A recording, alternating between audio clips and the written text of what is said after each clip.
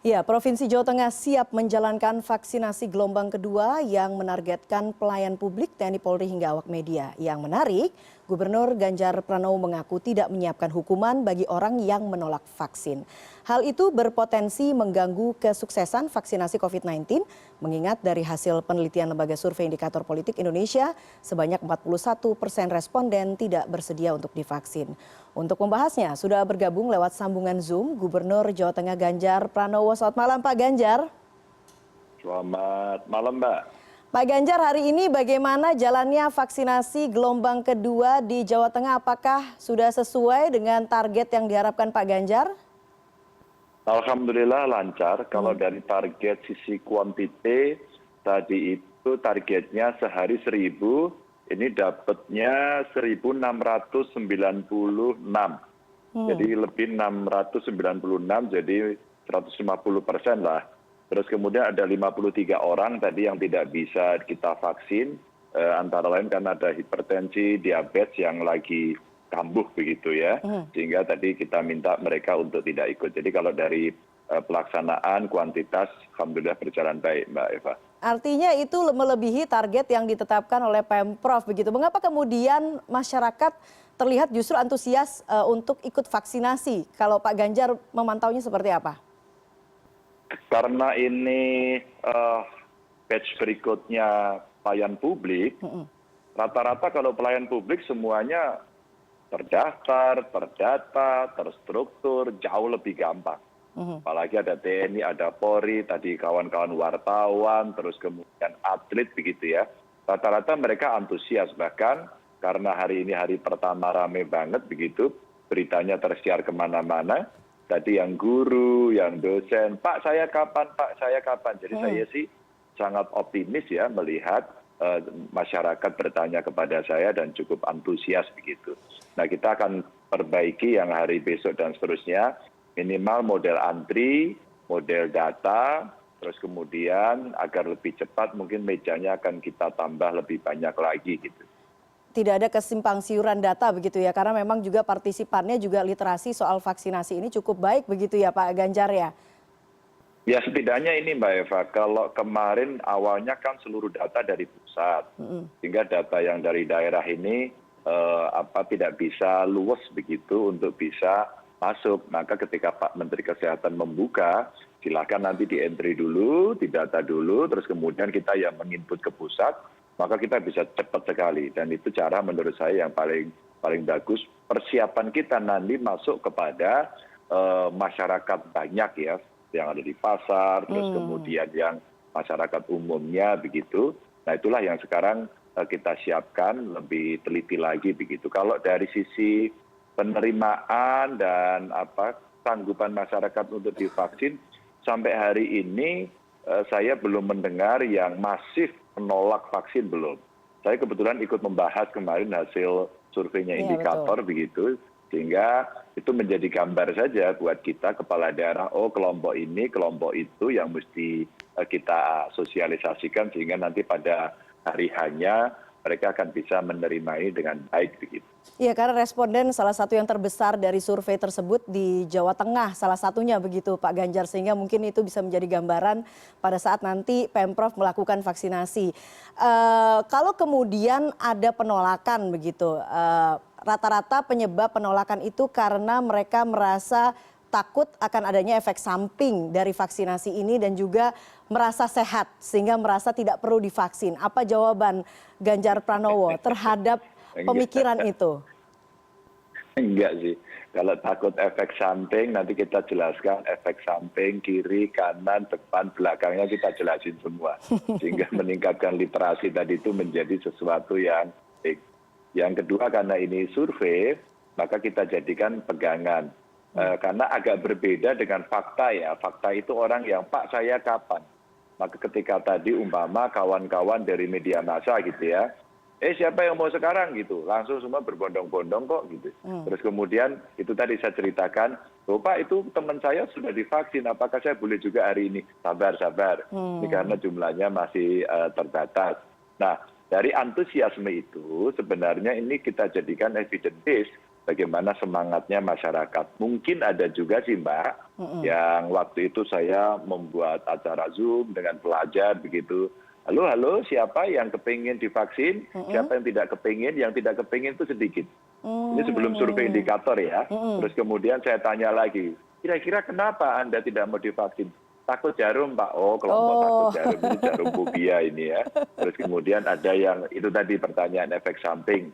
Yang ketiga, pertanyaan halal haram begitu ya. Sehingga soal halal haram dan keamanan sebenarnya menjelaskannya tidak terlalu rumit kok. Karena ada BPOM, ada Majelis Ulama yang menjelaskan begitu. Mungkin yang perlu disosialisasikan berikutnya adalah ketika nanti masyarakat akan mendapatkan berbagai jenis vaksin yang mungkin antar orang akan berbeda perlakuannya. Oh ini sekian hari berikutnya, yang ini mungkin agak lebih lama sedikit. Mungkin akan ada pertanyaan kenapa kami berbeda, karena itu produknya yang berbeda. Nah kami menyiapkan penjelasan-penjelasan ini untuk mengedukasi ke publik begitu. Oke, karena memang pada saat vaksinasi gelombang pertama ada beberapa nakes yang kemudian mengalami KIPI ya istilahnya, kejadian pasca imunisasi begitu. Apa kemudian strategi yang disiapkan oleh Pemprov untuk menghadapi sejumlah warga yang kemudian nanti mengalami kejadian insiden pasca imunisasi ini? Oh ya, sebenarnya kalau secara prosedur begitu itu sangat siap sekali pelaksana. Jadi ruang mereka menunggu kurang lebih 30 menit pasca divaksin, seandainya terjadi KIPI dan sifatnya darurat, kalau ada yang sampai pingsan, ada gejala yang mungkin agak berat, kita sudah siapkan. Jadi ada satu emergency rooms yang kita siapkan, termasuk segala toolsnya kita siapkan, jadi sangat siap lah kalau soal itu. Dan rata-rata tidak terlalu parah ya, tidak terlalu parah. Ada yang merasa ngilu, pegal-pegal di lengannya, ada yang kalau waktu saya dulu saya pikir ya perasaan saya sendiri, ternyata banyak temannya juga lapar dan ngantuk gitu. Oh lapar, dan ngantuk, mungkin ya karena belum makan gitu. ya. Terus yang lain ada yang mual memang, terus kemudian sempat ada yang pingsan di catatan kami, tapi sangat sedikit sekali. Nah itu rata-rata tertangani dan sampai hari ini tidak terlalu masalah. Jadi kalau soal KIPI sih, dengan pengalaman batch pertama kemarin, relatif itu bisa dijadikan bukti bahwa itu baik.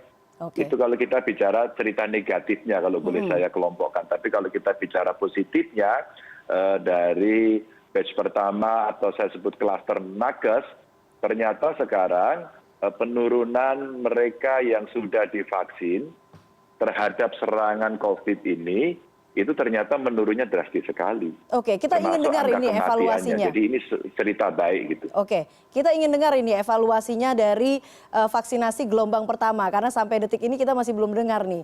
Kalau di Jawa Tengah sendiri evaluasinya seperti apa? Kalau dari pelaksanaannya sih bagus Mbak ya. Kalau saya boleh bacakan datanya, saya pegang dan setiap Senin kita ada evaluasi.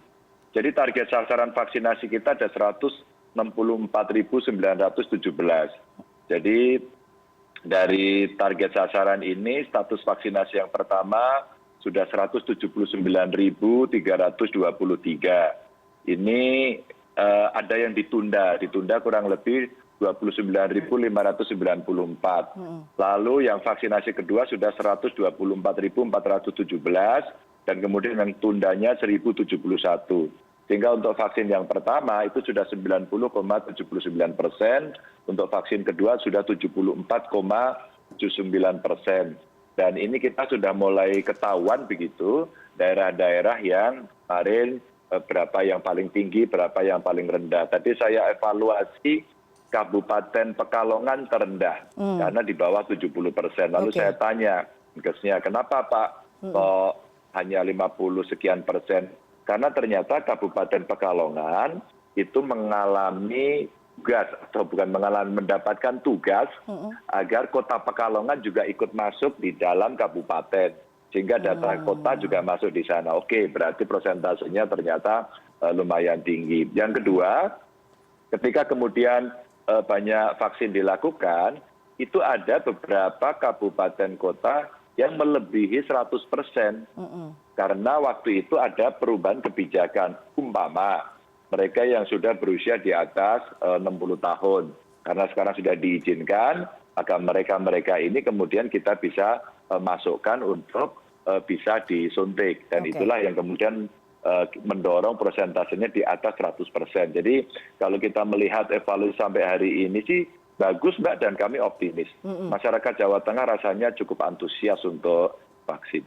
Oke, Pak Ganjar, selain kemudian pelayan publik tadi ASN, kemudian aparatur negara dan juga para pekerja media, target di gelombang kedua ini juga ada para lansia begitu ya, dan pedagang pasar. Dan ini mungkin juga menjadi tantangan begitu, karena kalau kita tahu pada saat awal memang sebetulnya lansia tidak boleh, tapi kemudian ada perubahan. Nah ini bagaimana kemudian bisa meyakinkan jumlah partisipan dari kelompok ini juga akan tinggi juga begitu Pak Ganjar?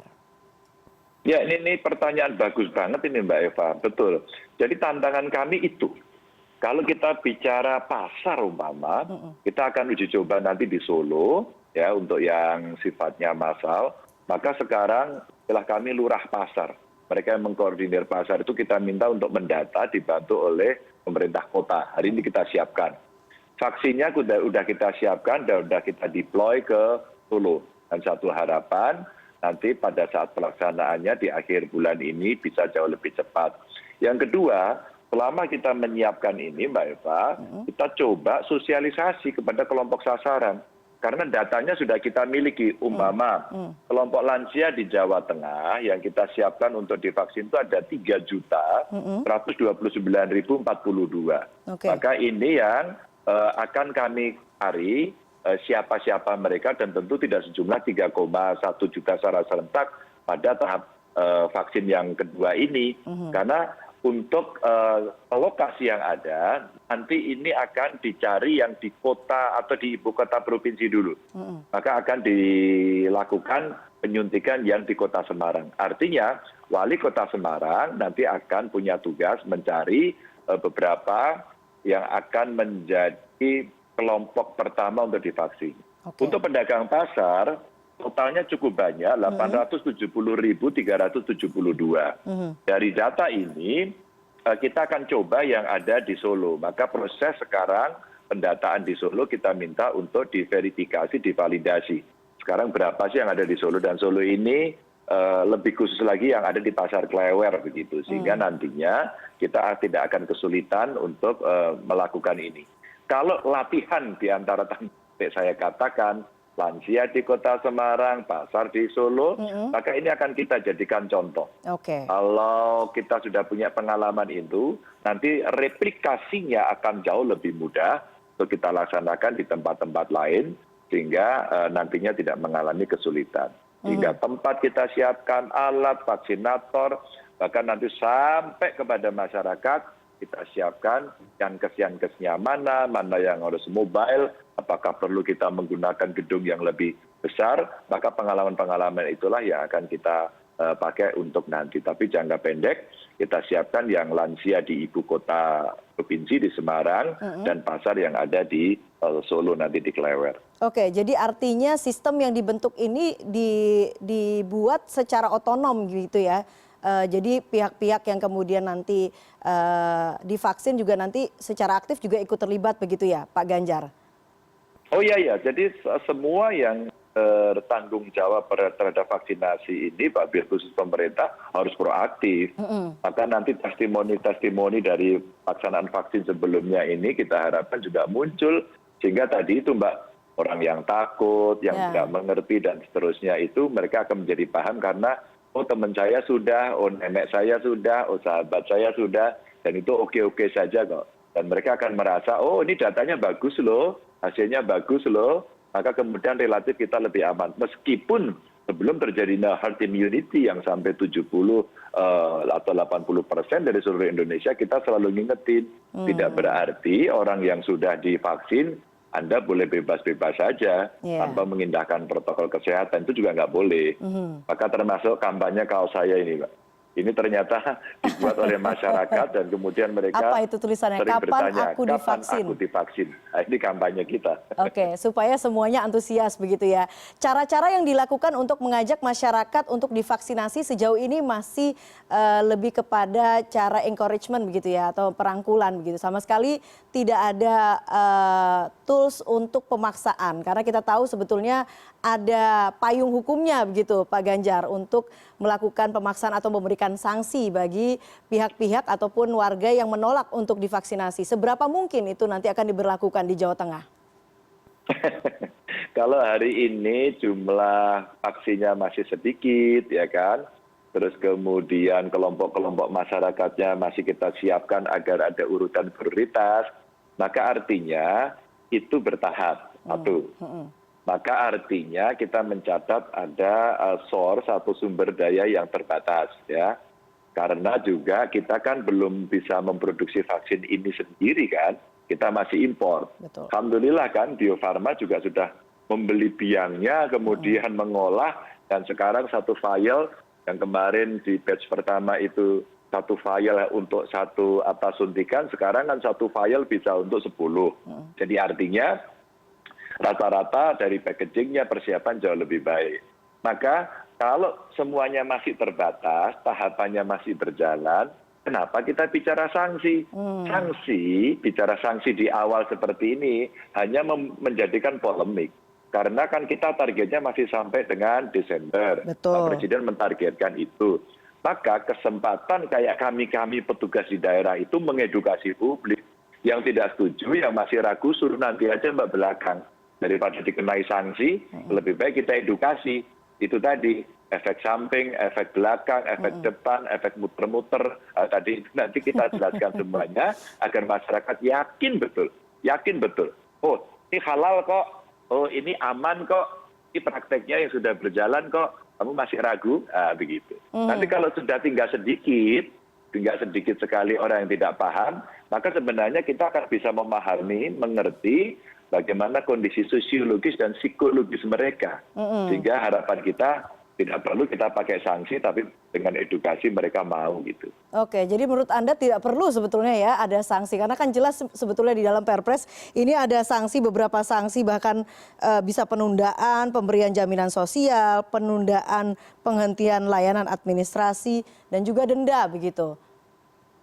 Oh iya Mbak Eva, ya sanksi penting. Tentu negara mesti menyiapkan karena ini kondisinya pandemi global dan ini kondisinya pasti suasana kedaruratannya ada. Dan orang kalau tidak mau kan bisa membahayakan yang lain. By regulation penting, regulasinya penting kita siapkan. Tapi dalam pelaksanaannya biar tidak membuat ribut, maka kita punya kok cara-cara yang lebih persuasif kita lakukan agar masyarakat kemudian tidak cemas.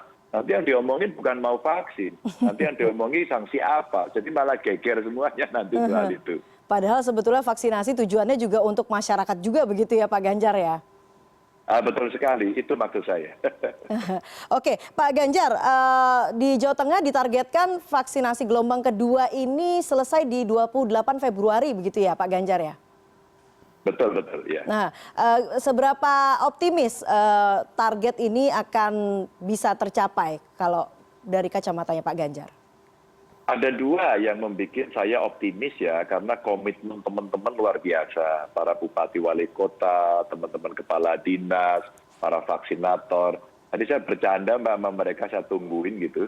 Bulan pagi saya nganter istri di Sontek ya, terus kemudian siang kami cek lagi, terus kemudian sore tadi mendapatkan laporan. Kami optimis banget.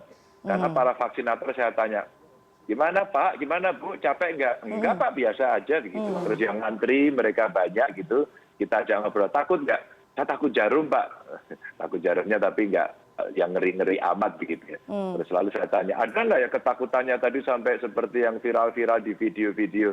Nggak ada sih Pak, ada hanya satu orang saja tadi sampai dipegangin oleh 3 orang gitu saja. Jadi dengan target yang 1.000 terus kemudian kita bisa mendapatkan 1.696, maka bisa naik kurang lebih 150% lah ya, lebih sedikit gitu. Maka saya optimis. Bahkan saya sampaikan, quality improvement-nya mesti dilakukan besok pagi. kalaulah target ini segini dan kemudian sistemnya kita sudah tahu berapa meja, bagaimana antrinya, antusiasmenya, maka tadi Pak Sekda saya sudah langsung membuat jadwal biar tidak terjadi antrian yang membludak, dinas ini jam sekian, dinas ini jam sekian, dinas ini jam sekian. Tapi saya sudah minta juga dalam hal ternyata satu dinas itu bisa dilakukan percepatan, maka ditelepon nanti. Kepala dinas ditelepon, kamu bisa maju dan seterusnya. Maka manajemen waktu, tempat, peralatan ini saya kira teman-teman sudah pengalaman. Maka saya optimis banget. Dan itu pelajaran yang kita dapat hari ini. Pelajaran sebelumnya pada saat untuk pertama kali divaksin, saya yakin kok rumah sakit yang ditargetkan rata-rata 200 sehari, beberapa rumah sakit kami berani angkat tangan. Waktu saya cek di rumah sakit Tugu di Semarang, saya siapa untuk naik dari 200 ke 400 Pak, kami siapkan begitu. Itu hanya menambah meja, menambah vaksinator, dan memanage waktu atau jadwal saja. Maka komitmen-komitmen dari pemerintah ini, dari pelaksana inilah yang membuat saya sangat optimis begitu. Oke, jadi titik krusialnya adalah manajemen waktu dan juga titik antrian begitu ya Pak Ganjar ya. Sehingga betul. Oke, gelombang kedua ini bisa terlaksana dengan baik. Baiklah Pak Ganjar Pranowo, Gubernur Jawa Tengah, terima kasih atas penjelasannya yang lengkap ini mengenai gelombang kedua vaksinasi di Jawa Tengah. Semoga program vaksinasi gelombang kedua ini berjalan lancar. Pak Ganjar Pranowo, terima kasih atas waktunya. Selamat malam. Selamat malam Mbak Eva.